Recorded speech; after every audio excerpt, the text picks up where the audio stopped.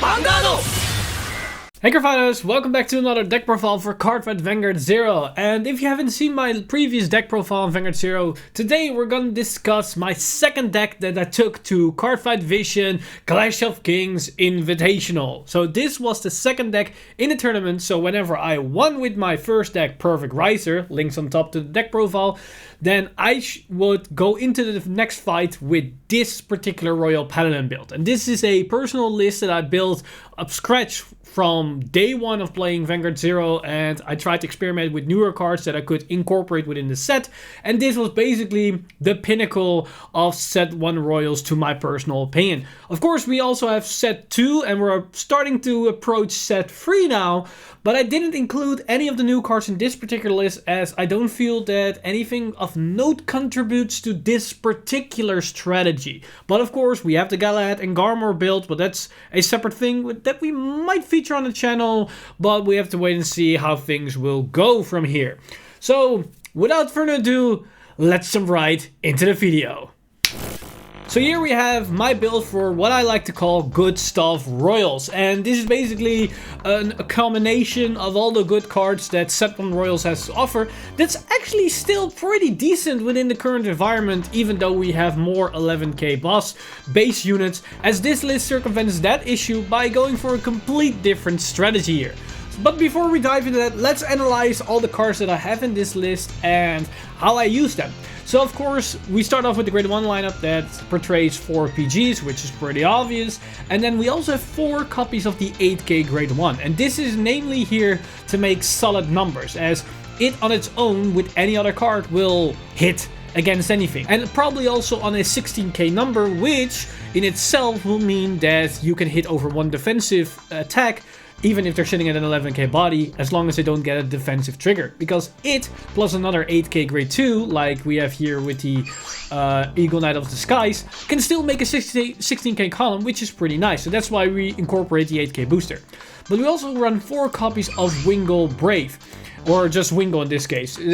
Wingle is just a generic 7k booster like most grade 1s, but if it boosted a Blaster Blade, it becomes a 10k booster, which makes a really solid number, as that makes 19k. And 19k in general sense isn't all that great, but there are some 9k grade 3s out there, especially Ganslot if you're up against a mirror match, but also it is really good in the mid game when you're up against, when you go to your grade 2 turn. But we're gonna go out there in a bit, but let's take a look at the other cards first. So next up, we got a single copy of Starlight Unicorn, and this might surprise a lot of people, especially during the tournament. People ask me about why I run this particular card.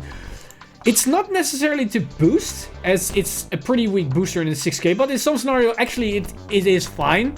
But it's mainly because of its skill that it allows me to give any unit plus 2k power. This is a pretty strong skill because for once in a mid to early game you can make really solid numbers that allows you to hit over any type of defensive option, and then you can attack like 2 to 3 times and ramp up damage a lot really early on. But also in the late game, in combination with King of Knights Alfred, you can actually make really solid 21k columns, as I just stated that Wingle can become a 19k column with a Blaster Blade. So if I call the Starlight Unicorn, that column becomes a 21k column, which then is a magic number against the new 11k bases. So that's the reason why Starlight Unicorn is also in the mix, and you place it probably behind your Vanguard, because if your Vanguard is King of Knights Alfred, you cannot boost anyway, so you don't mind the 6k body because you're not using it as a booster. So that's why I run it as a one-off. And if we go into the grade 2 lineup, we see 4 copies of Blaster Blade. This is quite obvious because Blaster Blade is the main unit here. It can also be searched out with our Ganslot grade 3. It's synergized with Wingle, and also the spot removal is pretty good because it allows us to remove an interceptor, which then opens up a potential second attack against our opponent in the late game if they call 2 interceptors. So this basically is a good aggressive card, but can also help you with a bit of control if you want to control the board and want to sustain for the late game. So Blaster Blade is a very flexible card in this.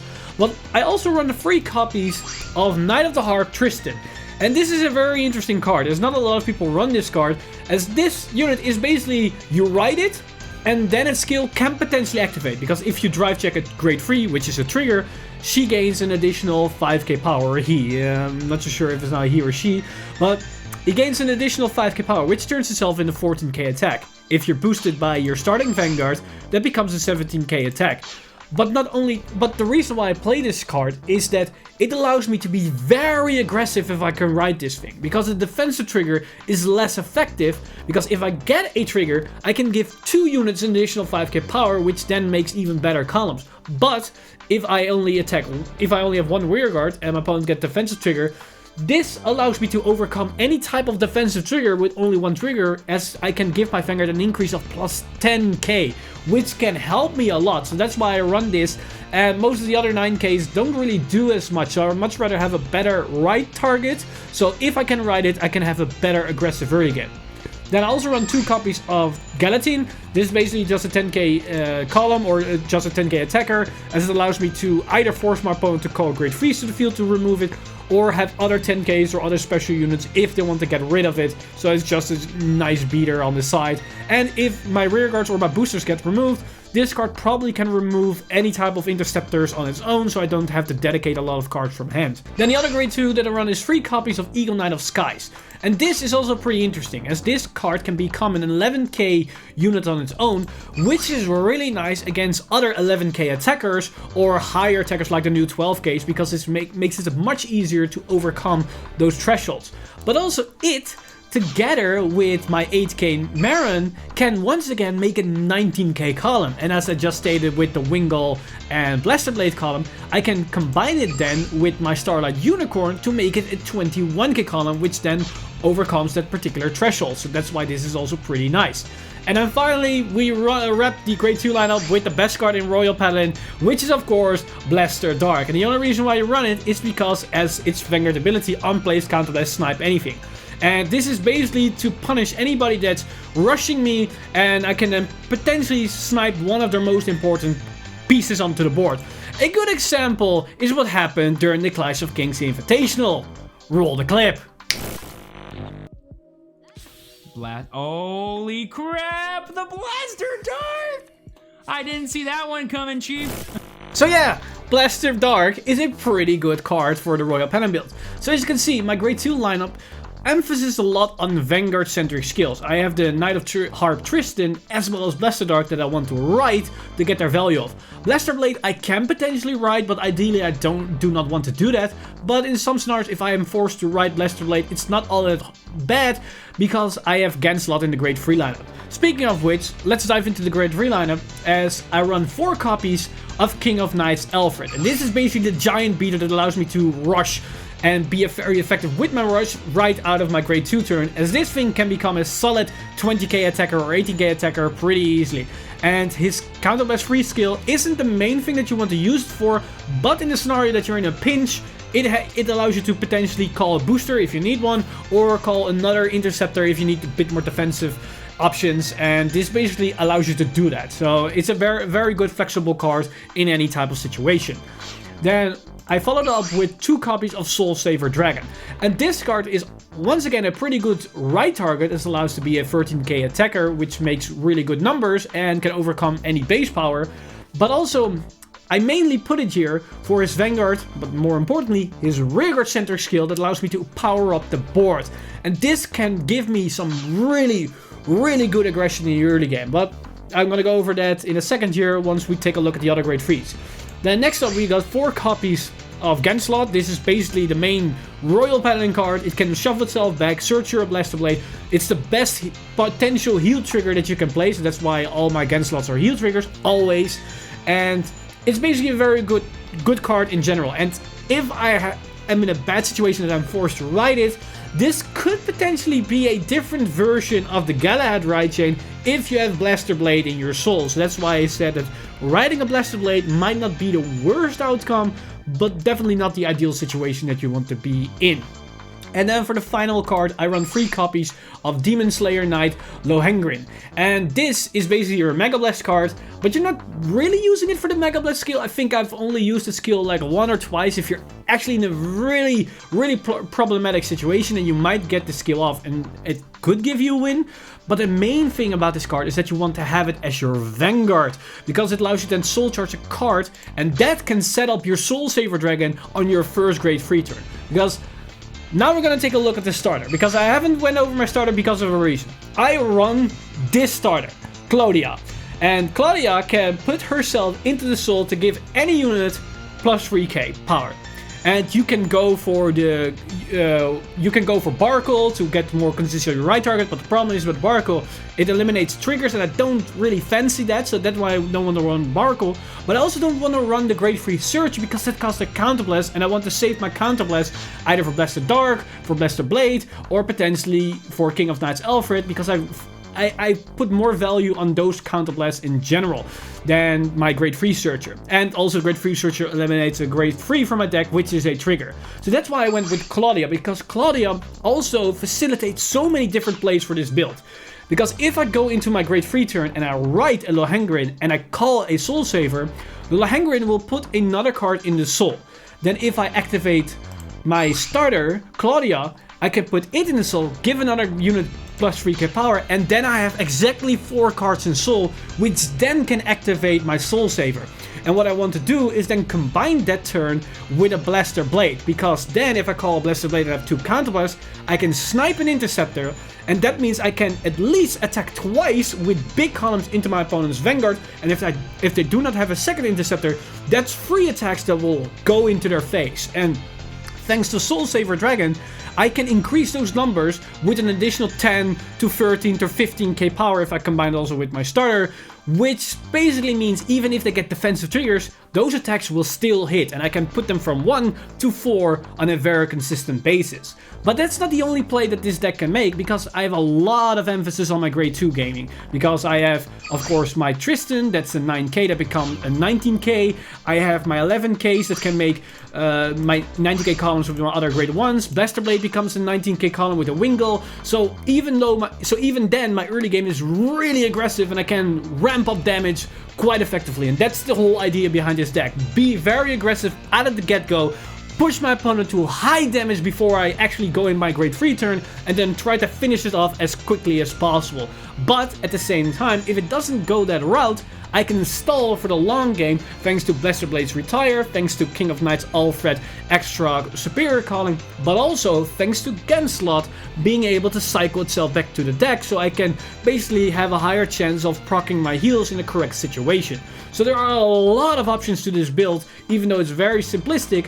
But once you start looking at all the details, there are a lot of interesting plays this deck can make. And also an interesting thing here is that I haven't addressed yet, I can even make my King of Knights Alfred a 21k Vanguard. Because what I can do is have a full board.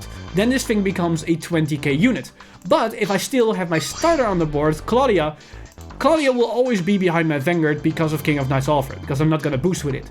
But during the turn, when I'm up against an 11k base, and they're still sitting at low damage, so I want to pressure them, I can put the starter into the soul, and give my Vanguard an additional 3k power. So if I had a full board, Alfred was 20k, it then goes back to 18k, but Claudia gives it another 3k, so it turns itself into a 21k Vanguard, which is a pretty good magic number. So there are a lot of interesting combos you can do with this deck, and basically it's time to showcase the deck in a exhibition match so you can see it firsthand how this deck operates and why I think this is a really fun and pretty solid Royal Paladin deck, even though it's mainly containing set 1 support. Okay, so we're up against Kaguro, which is pretty interesting as that's the anime battle, Kaguro versus Royal Paladin. So let's see how things go in this situation. And honestly, the opening hand that I have right now is actually pretty solid, as I have my right chain. I can go from grade 1 to 3. Wingle Brave potentially if I fetch another grade 1, so I can keep it together with Blaster Blade. But also I have Blaster Blade together with Soul Saver, so if I draw into a long hang ring, I can go so I can opt to go for that play. So this hand is very flexible and can allow me to play any type of strategy right at the get-go. So I'm definitely gonna keep this hand. Okay, let's see what my opening draw is. So I draw into a Marin, which is pretty solid, so I can keep the Wingull for Blaster Blade. So we're gonna proceed to do that, and then we're gonna turn in. Let's see what my opponent's going to do. He's probably running the typical Good Stuff Kaguro build, so that's interesting. Good Stuff Royals versus Good Stuff Kaguro. He's decided to ride Dragonmon Gojo. This is interesting. Okay. Okay, so he's run the grade 1 that allows you to snipe boosters by sacrificing stuff. Okay, so there goes my one-off of Starlight Unicorn. So no Starlight Unicorn in this match.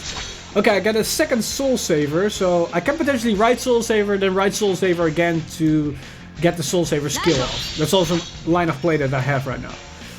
I'm not gonna use Blaster Blade now because it's wasteful in this particular situation, and I have another grade 2 turn for him, so I think I'm gonna keep it at that. So I'm gonna proceed to go to battle. Okay, Blaster Dark goes to the bottom, but I don't need Blaster Dark anymore because I cannot ride it anymore. So I guess the 11k he's playing. Okay, I'm expecting the grade 2 on-hit counter charger. That's the ideal ride target that you want to go in. Cannot remember the name on top of my head here. Ah, the Bellacosti, yeah, that's the one I was talking about. So you can use Conroe, get the Conroe for free because of Bellacosti. But because he's a 9k body, that allows me to play this combo to punish him. And because he called a grade 2, I can snipe as well. So now I get full value out of my cards. Also get a draw, which is pretty nice. Another 8k grade 1. He gets a heal which not activates, so this is really optimistic for me. This is really good. Really fortunate. And I get a heal that activates, so I cannot ask for more in this particular situation. So yeah, he countercharged, obviously. Okay. So we're gonna ride the Soul Saver because it's 1 damage, so I still need to push next turn. So we're gonna ride the Soul Saver. Then I'm gonna call the Blaster Blade. Snipe the Rearguard. And I'm gonna call Wingull. And if he gets defensive, I can hit over it anyways. So what we're gonna do, he probably has an Overlord, because they always do. So calling the grade 2 here gives him too much advantage because I'm gonna push him. So I'm gonna sit back and chill for this turn, because if I keep the King of Knights in hand, I can save it. Yeah, I'm gonna sit back and chill. This allows me to potentially heal as well. Okay, there goes a Blaster Blade. And a PG. There goes a Tejas. And now I get him to 3 damage. And he can use Overlord if he wants to, but it isn't a lot of value because I only have 1 grade 2 on the board.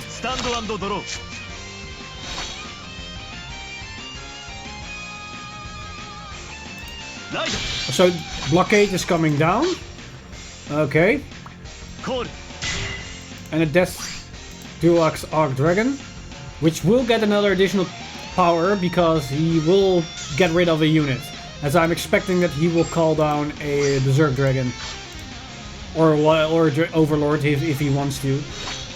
So he has no grade 2s in hand. This is interesting because now that allows me to open up and pressure. Okay, there goes the Overlord for a draw. Okay, now I'll go to 4 damage. I can potentially heal because we're both at 3. Get a draw. Get a Wingull, so that gives even more options. And a Lohengrin. Lohengrin I don't need anymore in this particular situation, because if I ride it goes free, it can have soul. But I can call the Lohengrin, so I'm safe for potential annoyance here. So I will ride the Soul Saver.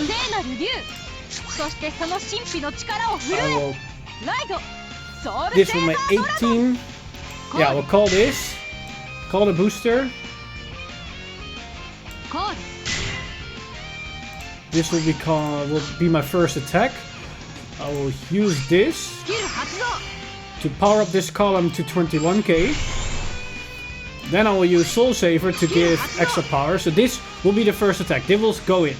Then this will be 19, so I'll make it 24. If it gets defensive, it will hit. And if it gets another defensive, this will hit as well. So I'll force the PG out this turn, no matter what the situation is. So now we're gonna battle. Hopefully get a heal or a draw into a PG. So I will have more options next turn. Okay, draw, PG, PG. Okay, we got a PG. Map Psychonia is going off, guys. So we're good, we're good, we're good. Now only think I need a heal. Okay, not a PG, no heal, but that's fine. We're in a really, really good situation, a really good spot here. Well, I'm gonna attack once again. 21.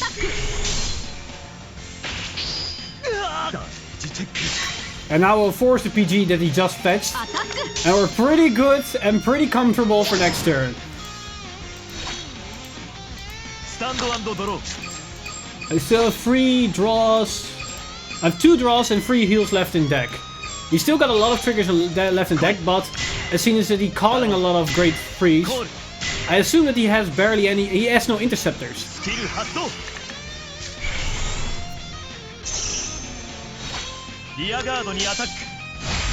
Okay. The problem now is I need a defensive to survive this turn. Because he can go to 30. The column will be 22 there. He needs to not drive trigger. Okay, this can be really ugly. Unless I get... I think I need to get the heal to survive this turn. Okay, so I need to get the heal now. There is still a chance. Can I get a PG? Okay. No, sadly no heal.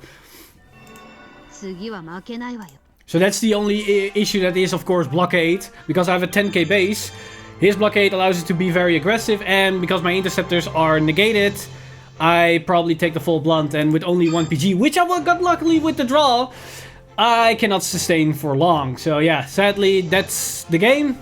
But overall, it's a good example of how strong the deck actually is. Because my offensive was pretty damn solid. I could pressure him really good. You saw the advantage of having Soul Save with all the extra power. Because even if he get a defensive, my numbers were way too high and I could pressure him. And the fact that he has Kaguro that concerts him a PG allows him to survive the game and give him the W. Which is actually pretty nice for him on that side. You know what, guys? Let's try another game. So let's see if we can... I want to get an showcase a win for this. And maybe some other options the deck has. So we're up against Dark Irregulars in this match. So hopefully it's not a farmer, because Dark Irregulars tends to be a clan that farmers use a lot. So let's see how this goes. Okay, so last game I had no PGs. Now I get 3, which is a bit too much. I could keep the low hanging, but because I don't have a Soul Saver, I'd much rather toss it back to hopefully get something better. So I get a Gan slot, I get a Blaster Blade, another Wingle, so I could set up things here. Okay, he plays the Soul Charger starter, Vermilion Gatekeeper.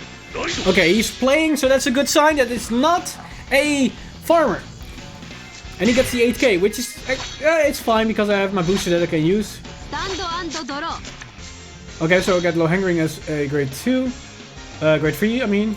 Okay, so we're gonna ride the Ringo. Call this to the back. I'm not gonna use Gan slot now, because very obviously if I shuffle it back, there's a chance that I dry check it, and I don't want to dry check it in this situation as I have no damage. So we're just gonna sit back and chill and keep the Gan slot in our hand. Look, this is the reason why I didn't want to shuffle it back, but yeah, I cannot count for that situation happening. Okay, he gets the draw, which is lucky him.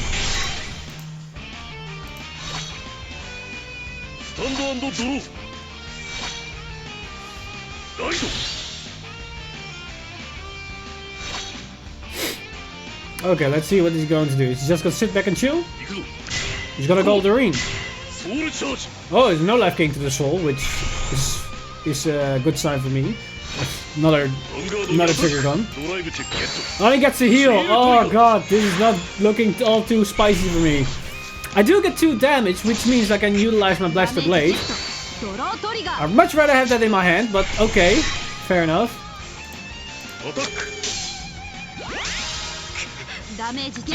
Another draw, okay. Get my Starlight Unicorn.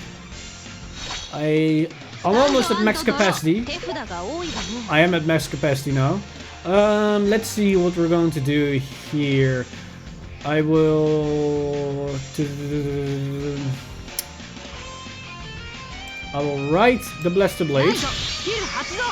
I will snipe the rear guard.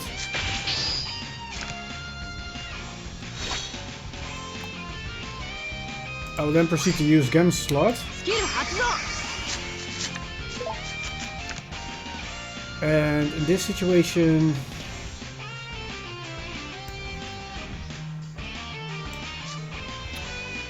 I can make 18.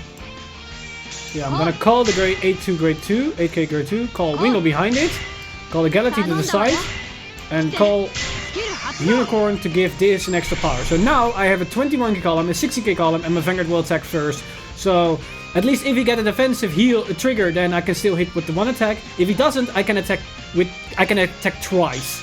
So let's see how this will go. And if I get a trigger, that's even more fortunate for me. Okay, so no trigger. Hopefully he doesn't get a trigger. He does. Okay, so my Galatine column cannot attack, but at least this column will be able to hit. Oh wait, it's 20, not 21. And he gets another trigger. Jesus Christ, this guy is triggering like a mad lad. Holy crap. But he's also running crits, which is interesting. The Demon Eater is a crit.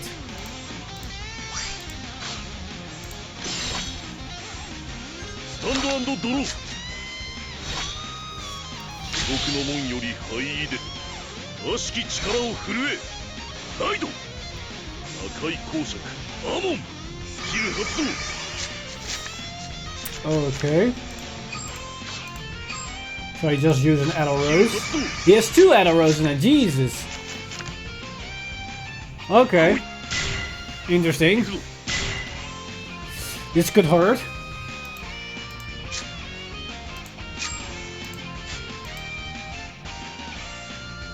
Now he's probably wondering if he wants to use the Amon skill, I think. Because he has 2 counterblast. And he decided not to do it. Probably because 2 of the 3 hits are pretty bad.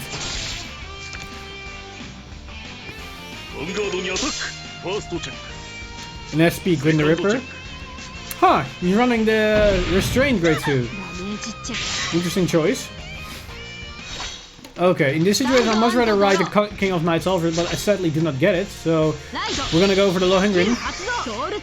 Soldier grade 2, not too bad in this situation.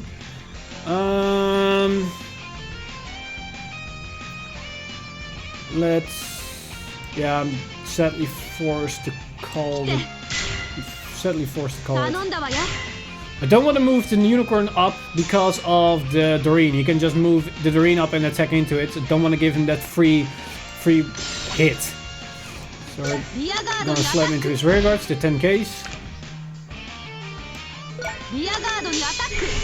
Hopefully get 1 or 2 draws, maybe a heal in this situation with the Vanguard attack. So this is 16k attack. Get a draw, okay. Another PG, fine. And a Blast Blade, which is nothing. Okay.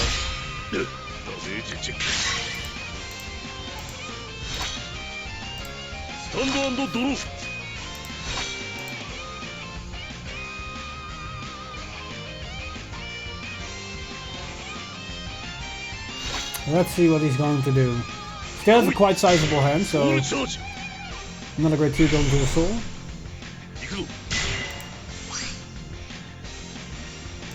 You need the Soulless too, otherwise that thing is quite a dead card.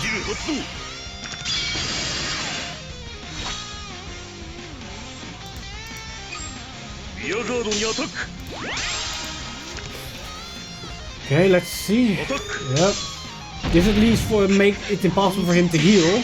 So if he drive checks heals this time, I'm fine with that. Well, that will activate one of my PGs. Jesus! Double trigger here. At least the thing doesn't restand. Okay, there's 1 PG.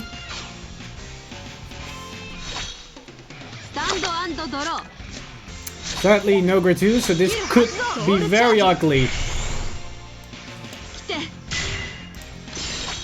So just gonna attack into the reverse.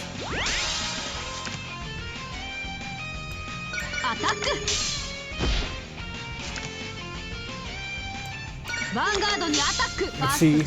Okay, I got a heal. That's pretty nice.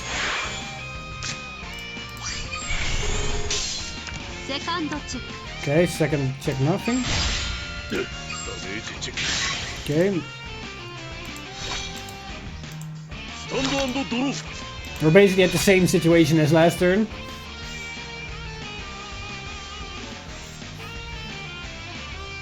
And basically this also happens with the deck. The deck can be very aggressive in the early game, like the previous match, or can make for a very stally heavy game that we're just grinding and grinding and grinding.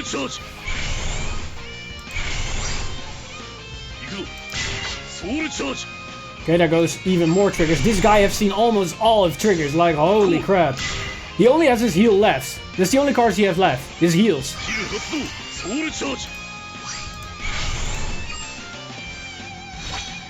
He's probably going for the mega. And there goes the heal, like holy crap. He's gonna retire my entire board.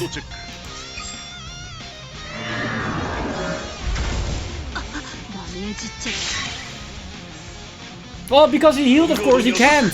So the heal actually saved me. Oh, that's actually pretty unfortunate.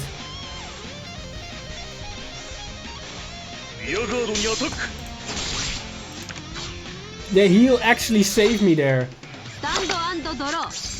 Okay, finally we can do stuff.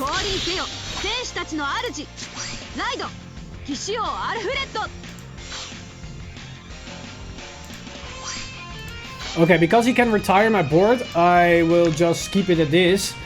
And we'll use this skill. Just give it to the Wingull. Because there's no point of calling more with Alfred. Because he's just gonna retire anyway. So I'm just gonna save it after he used the skill. And probably he will not use the skill. Because I have nothing of importance. So I'm just gonna force it out of him. And maybe I get a heal. Get a draw, which is also pretty fine. Okay, get another gun slot. Pretty legit. Oh wait, gun slot, I mean Alfred. Okay, now I'm putting him at 4. So now he's in a pickle. Because he's probably forced to use the skill in this situation. And he has probably seen all his triggers except for 2 more heals. He has 2 more heals, which can potentially be in his hand. But I assume the last card is a PG, because we haven't seen any of his PGs as well, which is also pretty crazy to think about, because he's only 9 cards left in deck.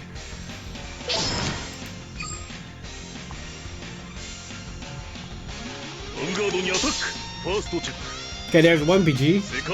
There's 2 PGs.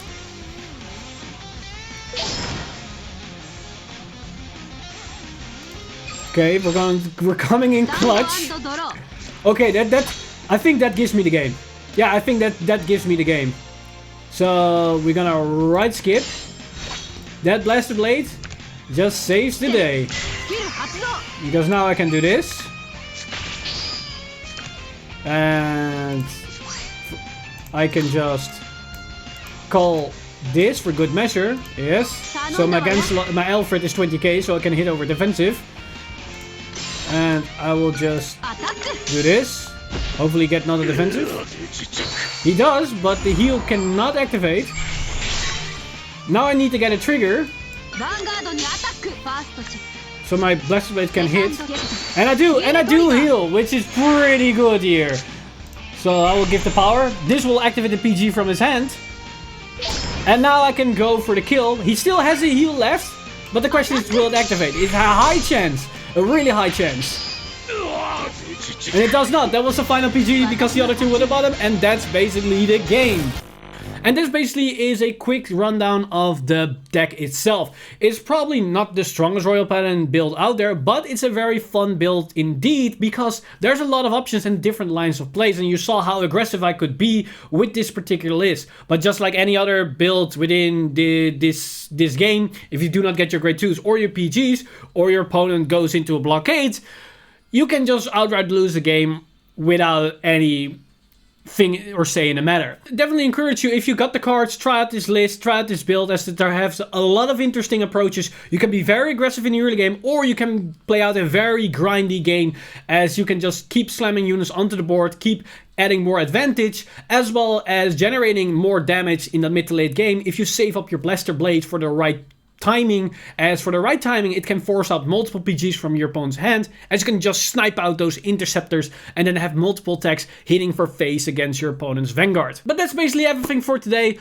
Let me know in the comments down below what you guys think of this deck profile for these good stuff Royals, as well as check out my video when I went over the happenings and the tournament itself from Team Vision, Cardfight Vision, Clash of Kings Invitational, as you can also see this deck in action against true champion Steven and his Kaguro deck. But as always, this video has been brought to you by our lovely patrons over at patreon.com/Vanguard Insider. You guys are amazing. If you do want to support the channel or everything that's happening on the channel, then hit the subscribe button as well as the notification button to be updated for all our future content, as well as liking the videos if you want to see more Vanguard Zero related content. And if you want to support us a bit more directly, you can simply do that by going to patreon.com/Vanguard Insider and become a patron today.